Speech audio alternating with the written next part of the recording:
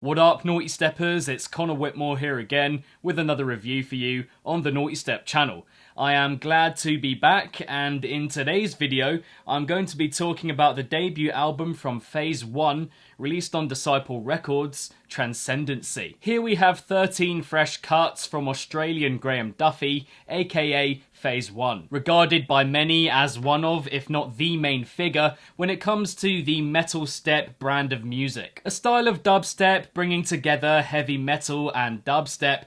I mean, the clue is very much in the name. The only one who I feel has consistently brought those two worlds together in a rich and detailed way. Not to say, however, that the quality of his ideas have always followed since he burst onto the scene around 5 years ago, because whilst he has created some of the most fantastic dubstep songs of the last few years, from Welcome to Mayhem to UFO to Recon alongside Protohype, he's also put out his fair share of forgettable stuff that doesn't push boundaries in the slightest in comparison. Thinking of the majority of the Origins and Double Up EPs, but most of all the whole of the Dreamscape EP. So yeah, taking all of that into account, he's covered quite the range in quality over the years. I have, however, always found his approach to be one of the best in dubstep in terms of the sheer depth and definition of his sound. Even though the ideas have floundered at times, the sound itself has almost always been incredibly gripping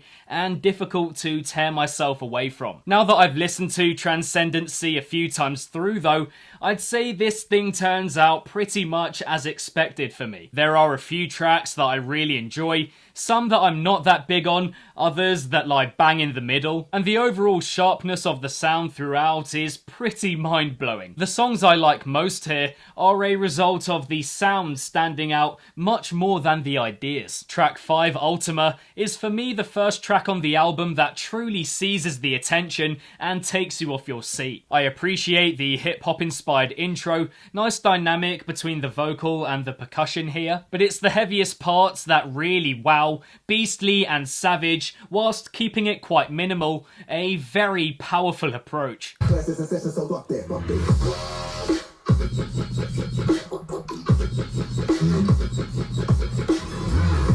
I love the respect for space and timing here. The interaction between all of these gritty, gnarly sounds is fantastic throughout, becoming more and more evil as it goes on, which makes for a brilliant listen. It really cuts deep and gets right under your skin. I'm also really digging track 7, Insanity, which similarly cuts deep and is very aware of the placement of every single sound. Again, the heaviest parts are very intense and full on, but everything is so clear, refined, and well articulated. Especially these little percussive moments.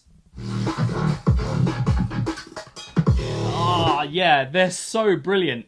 I mean, I have no idea how long it will have took him to make that, but it was extremely worth it, and they work an absolute treat every time. The emotion of the main vocal sample adds another dimension to the track as well, quite solemn, and creates a sense of fear in the listener. Elsewhere, I really like the 2-minute interlude that follows Insanity, entitled Cadence. Both moody and hopeful, points where I'm not sure exactly what I'm meant to feel when listening to it, but it's composed very well and sets us up for the LP's second half astutely. Perhaps the exception on Transcendency in that it stands out not for its sound, but for its well-executed experimental approach, is lost with Coven. It opens in this grand way with Katie Coven's searing vocal, which I would have liked to have heard more of in the track. The way it fades into the instrumental to kick off the build is beautiful, this throbbing, pulsating energy that prepares us very well for the first drop. The drops themselves are understated in a very effective way, not trying to do too much, deep and earthy, chugging along, which really works with that staggered jump up drum and bass format. The transition into the second drop is one of my favourite moments on the whole LP.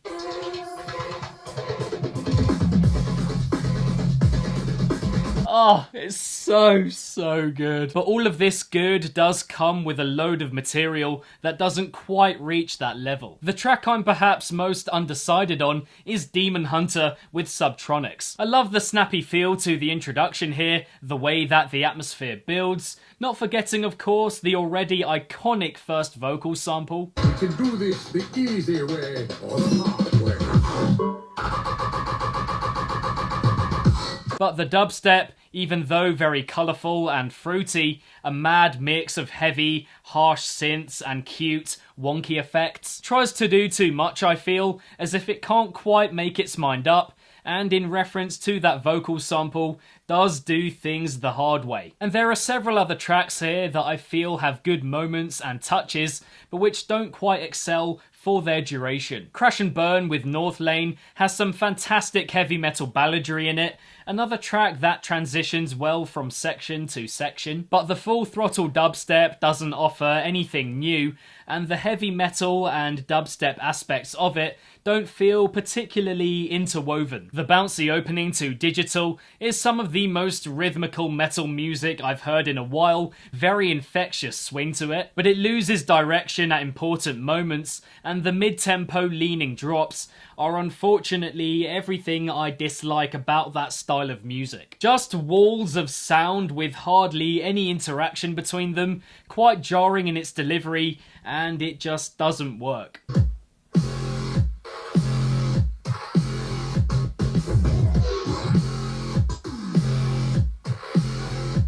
So yeah, do you see what I mean? Mayday with MODESTEP I also enjoy for its introduction. Josh Friend's worried vocal is a good fit for the vibrant instrumental, but again the dubstep, another seeming take on Mastodon's Death Pit, is bereft of flavour or tightness in execution. Track 4, We Are the Free, also has some of the least inspiring dubstep on the album, once more huge in sound, but seems very stifled. But it does have a multitude of redeeming factors, the grungy mid-section breakdown, the drum and bass change for the second drop, in my opinion one of the most interesting on the LP. And there are also a couple of tracks here that I'm finding difficult to get into at all, in some form or another. Track 3, Break 'Em, is definitely very forceful and moves you somewhat, but I can't help but think it sounds like an Ivory tribute more than anything. And the penultimate number, Headstone, is a perfect example of modern day, in-your-face, metallic, rhythm-like production. However, now that I think about it, that second drop change with a different beat structure and tempo is very engaging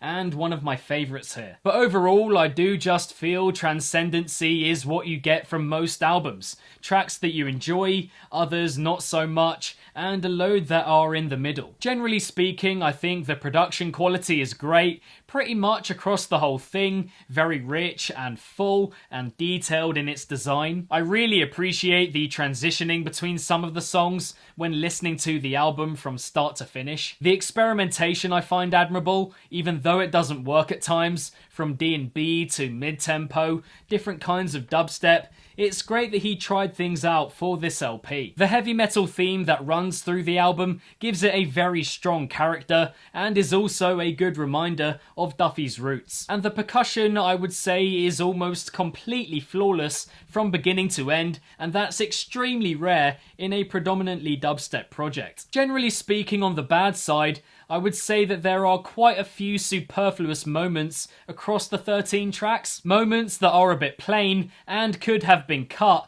to create a more concise and refined project with maybe a couple fewer songs. Energy that could have been driven towards making a couple of epic numbers in the style of a UFO or Welcome to Mayhem. A kind of approach that I'm not sure we get fully at any point on Transcendency, even though there are those very enjoyable songs. Importantly though, I think it feels like an album to me, especially with the intro and outro that I've yet to touch on, but which give the project a sense of completion. With the experimentation and different musical influences also, it does have that well-rounded appeal. But my experience of it each time I've listened through has been pretty similar, and barring potentially a couple of tracks, I'm not sure I see my opinions on them and resultantly the album as a whole whole changing that much as I listened to it again and again. An album that has some serious flashes of brilliance in it, but which, more than anything, reminds me of just how difficult it is